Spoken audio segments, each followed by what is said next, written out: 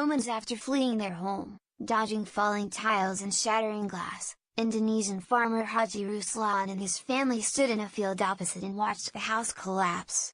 They survived, unlike 40 others in the area whose residents say perished in Sunday's 6.9 magnitude earthquake, but it is hard to feel fortunate as they wait for government help. What is most important is that we're alive. But we are out of hope and we are out of energy, Ruslan said as his wife rummaged through the ruins to recover anything usable, such as ground mats, pillows, and kitchenware. The earthquake, which killed more than 130 people and drove thousands of tourists to leave, was the worst on record to hit the holiday island of Lombok.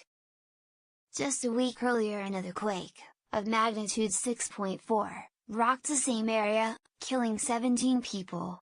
The people of Gamantar, a rural hamlet surrounded by fields of corn and rice, rely on the generosity of family and friends from the rest of the island, as well as volunteer groups, to deliver essentials such as medicines, rice, instant noodles, and water.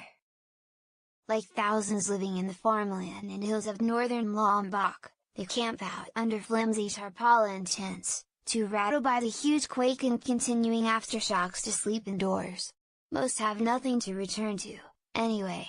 The one-lane road that winds through Gamantar, about 30 minutes drive east of the quake's epicenter, is lined with the rubble of houses, village halls and schools.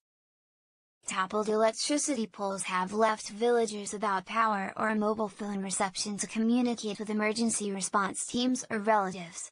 Water pipes poke out of the ground, cracked and leaking from the force of the quake. Women sit in tents by the roads, trying to ration out instant noodles and water.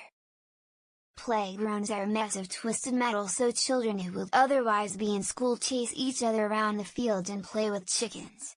At night, portable generators power a few light bulbs shared among hundreds of evacuees.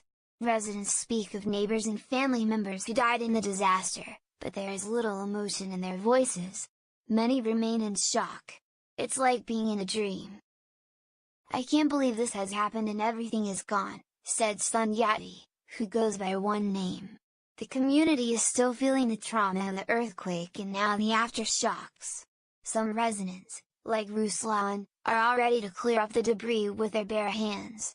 Other men in the village use sledgehammers and ropes to bring down partially toppled walls so construction can eventually start anew. Many say they need more assistance to rebuild their homes and lives. "We don't know how to start over in the future and we hope someone will help us," Ruslan said.